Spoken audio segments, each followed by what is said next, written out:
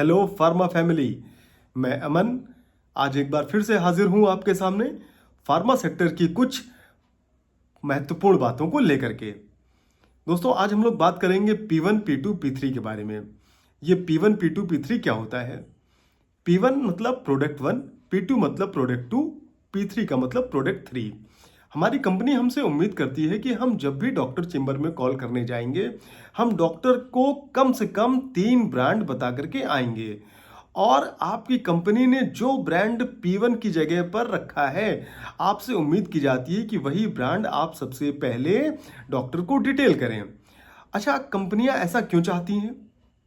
कंपनियां ऐसा इसलिए चाहती हैं, उन्होंने इंटरनल एजेंसी को लगा करके सर्वे कराया होता है।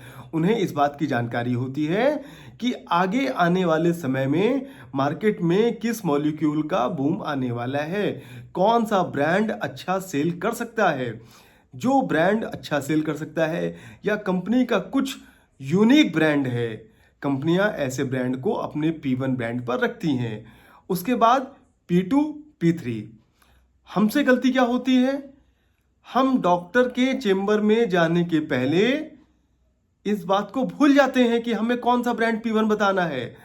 हमने कोई भी ब्रांड P1 पे बता दिया। अगर मैं एग्जांपल लेकर के बात करूं, मान लीजिए आपको P1 में कोलेजन का ब्रांड बताना है। आपकी कंपनी कोलेजन को प्रमोट करती है, उसका मन है कि हम कोलेजन के सेक्टर में नंबर 1 कंपनी बनना चाहते हैं। उसने आपको बोला है कि आप P1 ब्रांड में कोलेजन को डॉक्टर को डिटेल करेंगे। आपने क्या किया? आपने फोल्डर खोला और डॉक्टर को जो ब्रांड आपको P3 में बताना है, उदाहरण के तौर पे P3 में आपको कैल्शियम बताना है, आपने उस ब्रांड को P1 में बता दिया। इसका मतलब आपने कंपनी की जो स्ट्रेटजी थी उसको डेविएट कर दिया। आपने कंपनी की स्ट्रेटजी को फॉलो नहीं किया। हमारी सबसे बड़ी ये गलती है। कंपनी ने अगर हमसे P1 में कोलेजन का ब्रांड डॉक्टर को डिटेल करने के लिए बोला है, तो हमें कोलेजन का ब्रांड ही P1 में डिटेल करना चाहिए। कंपनी ने जो भी हमें P1 P2 P3 के बारे में गाइडलाइंस दी है, हमें उसका 100% इम्प्लीमेंटेशन डॉक्टर के चेंबर में, डॉक्टर की कॉल में करना चाहिए। आप उसमें अपना दिमाग मत लगाइए, ये आपका एरिया है ही नहीं। ये टोटली कंपनी का एरिया है कि P1 में कौन सा ब्रांड डिटेल करना है, P2 में कौन सा ब्रांड डिटेल करना है या P3 में कौन सा ब्रांड डिटेल करना है।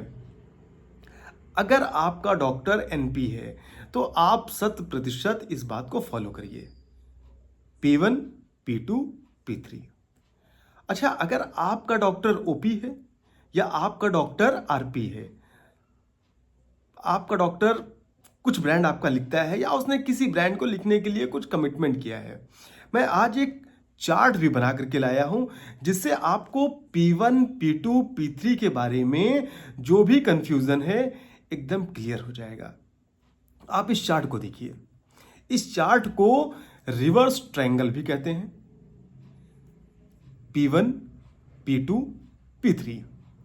आप किसी नॉन प्रिस्क्राइबर डॉक्टर को, ऐसा डॉक्टर, नॉन प्रिस्क्राइबर मतलब जो आपका अभी कोई ब्रांड नहीं लिखता है, आप किसी नॉन प्रिस्क्राइबर डॉक्टर से मिलने जाते हैं, आप उसको डिटेल करते हैं, आप हमेशा P1 P2 P3 ही फॉलो करिए।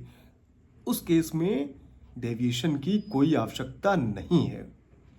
आप किसी ऐसे डॉक्टर से मिलने जाते हैं जिसने आपको किसी ब्रांड के लिए कमिट किया हुआ है कि मैं आज तो आपका ये ब्रांड नहीं लिख रहा हूं, लेकिन कुछ दिन बाद मैं आपका ये वाला ब्रांड लिखूंगा। मैं एग्जांपल के तौर पे बात करता हूं कि आप डॉक्टर को P1 P2 P3 तीनों ब्रांड आपने डॉक्टर को डिटेल किए। डॉक्टर ने कहा कि देखो भाई, P1 तो अभी नहीं लिख पाऊंगा, लेकिन P2 में एग्जांपल की फॉलिक एसिड आप डिटेल कर रहे हैं। डॉक्टर ने कहा देखो, मैं तुम्हारा फॉलिक एसिड लिख सकता हूं, कुछ समय जरूर लगेगा, लेकिन मैं आपका फॉलिक एसिड लिख सकता हूं। डॉक्टर को थैंक यू बोलना है, डॉक्टर से जिद नहीं करनी है, नहीं डॉक्टर मेरा तो P1 ही आपको लिखना है, नहीं डॉक्टर कंपनी का तो फोकस P1 पर है, मुझे तो पहले आपसे P1 लिखाना है, नहीं नहीं आप P2 मत लिखिए। ऐसे वहां रिएक्ट नहीं करना है। अगर डॉक्टर ने आपको बोला है कि मैं आपका P2 ब्रांड लिख सकती हूं या लिख सकता हूं, आपको करना क्या है? मैंने बताया ना कि इसको रिवर्स ट्रायंगल है। अब आपको कोशिश ये करनी है क्योंकि डॉक्टर से बिजनेस भी लेना है ना। हमारा अल्टीमेटली जो मोटिव है डॉक्टर के पास जाने का, डॉक्टर से बिजनेस लेने का है। तो कैसे हम अपने डॉक्टर को, जो कि अभी तक नॉन प्रिस्क्राइबर है, उसको प्रिस्क्राइबर बनाए। तो सबसे पहले तो हमारा मोटिव यही होना चाहिए कि डॉक्टर हमारा कोई ब्रांड स्टार्ट तो करे। तो अब बात करते हैं, डॉक्टर ने कहा कि मैं आपका P2 ब्रांड लिख सकती हूँ, P2 में फॉलिक एसिड है। आप डॉक्टर को थैंक यू बोलिए, thank you so much doctor to show interest in my P2 brand. अब आप आगे जब भी डॉक्टर की कॉल करिए, अब आपका जो अभी तक आप P1 ब्रांड जो बताते थे, अब वो P1 की जगह आप P2 ब्रांड को P1 में रखिए। क्यों? क्योंकि डॉक्टर आपका P2 ब्रांड लिख सकता है।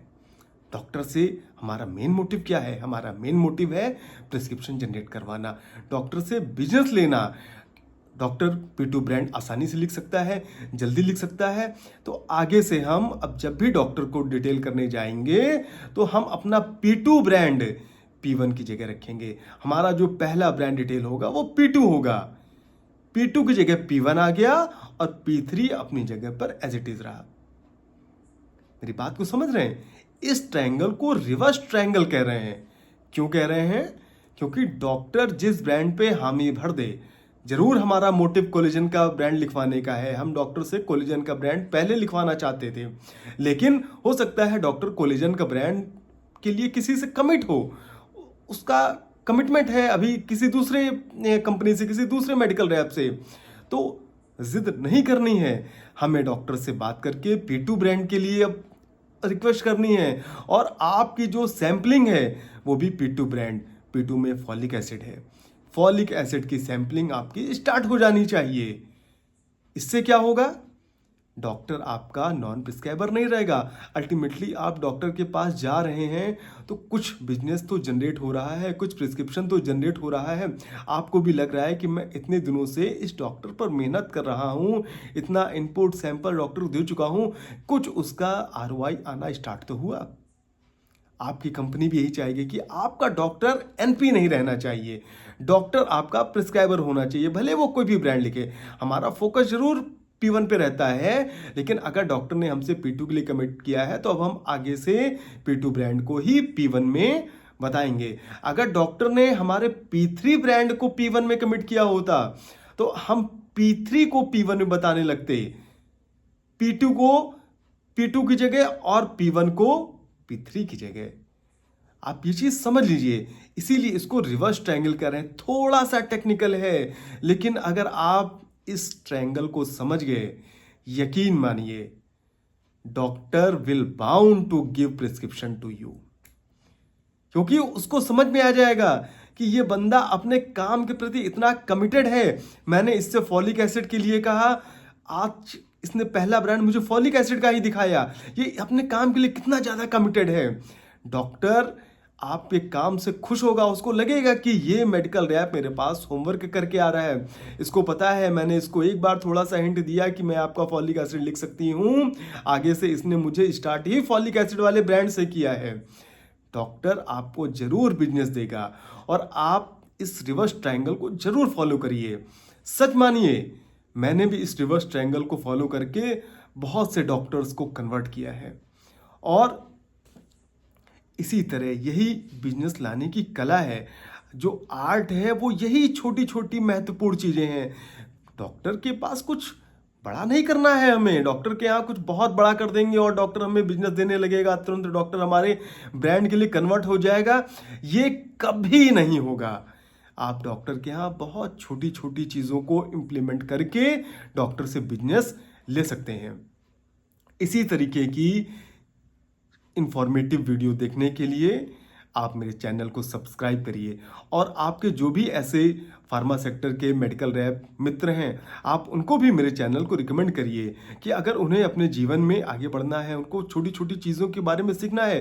देखिए, बड़ी बड़ी चीज़ें तो कंपनियां सिखा देती हैं, उनके ट्रेनिंग प्रोग्राम्स इतने ज़बरदस्त होते हैं कि डॉक्टर कन्वर्ट करना, डॉक्टर चेम्बर में डिटेल करना, साइंटिफिक बातें सारी कंपनियां आपको सिखा देंगी। लेकिन मैं जो आपको छोटी छोटी बारीक बातें बता रहा हूँ, हो सकता है इन बातों पर उनका ध्यान ना जाए। तो इन बातों को आप मेरे चैनल से सीखिए। तो आपके जो भी मेडिकल रैप मित्र हैं, मेरे चैनल को आप उनको रिकमेंड करिए कि आप इन छोटी बातों को सीख करके भी अपना बिजनेस जल्दी से जल्दी डॉक्टर से ला सकते हैं।